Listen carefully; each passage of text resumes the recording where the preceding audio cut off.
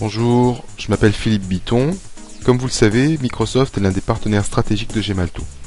C'est pourquoi dans cette vidéo, nous allons vous montrer avec l'aide précieuse de mon collègue Alan Doutré comment la solution Protiva de Gemalto peut ajouter de la sécurité aux solutions d'accès distant sécurisées de Microsoft telles que UAG. Pour information, UAG signifie Unified Access Gateway. Les solutions de la gamme Protiva de Gemalto renforcent la sécurité de la phase d'authentification de l'utilisateur en fournissant deux facteurs d'authentification. Dans la gamme Protiva, on trouve l'authentification forte basée sur les certificats et l'infrastructure à clé publique, appelée aussi PKI, et l'authentification forte basée sur l'OTP, le One Time Password. On parle aussi de mot de passe à usage unique. Intéressons-nous aujourd'hui à l'authentification à base d'OTP. Avec l'OTP, pour pouvoir s'authentifier, l'utilisateur doit posséder un token permettant de générer l'OTP et connaître le mot de passe associé. Ce token peut être connecté, c'est-à-dire connecté au PC au travers du port USB. Déconnecté, aucune connexion avec le PC n'est nécessaire, ou bien le token peut être remplacé par une application installée sur votre téléphone mobile et protégée par un PIN code. L'application appelée Mobile OTP de Gemalto fonctionne tout aussi bien sur iPhone, Android ou BlackBerry. Mais regardons d'un peu plus près l'architecture technique qui peut être mise en œuvre pour réaliser une authentification OTP avec l'UAG. L'architecture est composée d'un UAG en frontal pour l'authentification périmétrique. Ce schéma d'architecture a été simplifié pour en faciliter la lecture. D'un contrôleur de domaine, dans notre cas basé sur Active Directory. D'une application web pour laquelle nous souhaitons réaliser une authentification forte. D'un serveur d'authentification forte OTP avec Gemalto Strong Authentication Server, appelé aussi SA Server. Et enfin, d'un serveur Radius permettant le transfert de la requête d'authentification de l'UAG vers Gemalto SA Server.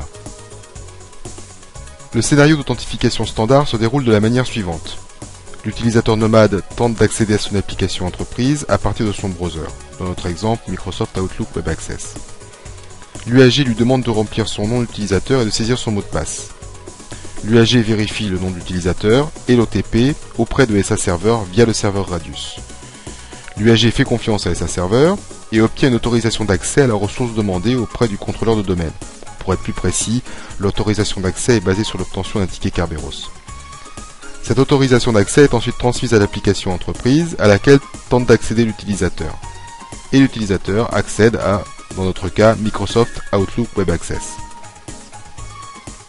Le principe permettant à l'UAG de faire réaliser une authentification par un tiers de confiance pour accéder à une application particulière s'appelle KCD, c'est-à-dire Kerberos Constraint Delegation.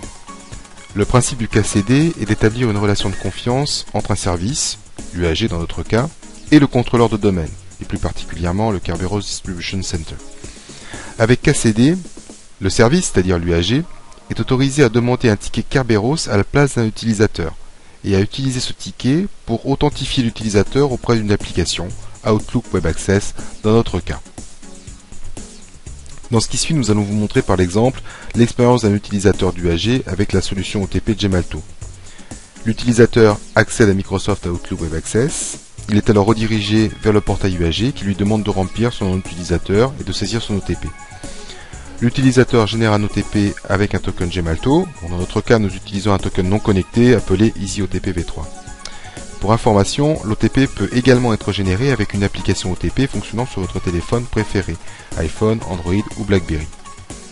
Puis l'utilisateur accède aux applications publiées pour lui sur le portail UAG. Dans notre cas, on peut accéder à Microsoft Outlook Web Access. Il sélectionne alors Microsoft Outlook Web Access et il est redirigé vers sa boîte mail sans authentification supplémentaire.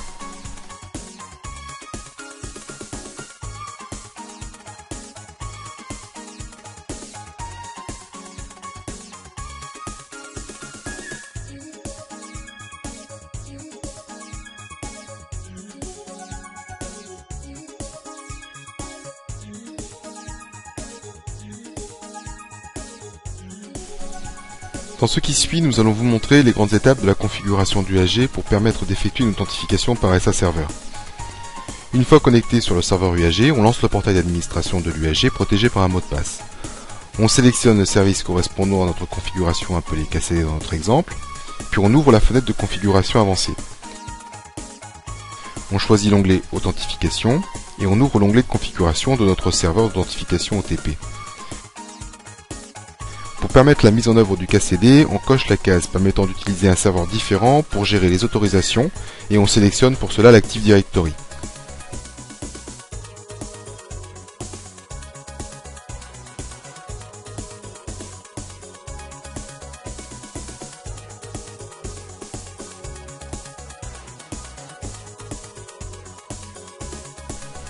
Il nous reste maintenant à modifier la configuration de l'application Outlook Web Access dans l'UAG pour autoriser le KCD. On sélectionne Outlook Web Access et on choisit l'onglet Web Settings.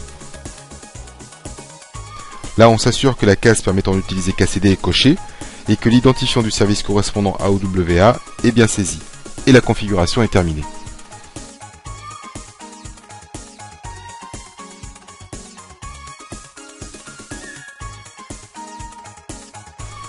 En conclusion, cette vidéo montre à quel point il est simple de sécuriser l'accès à vos ressources en combinant les technologies de Gemalto et de Microsoft. Merci pour le temps que vous nous avez consacré et à très bientôt.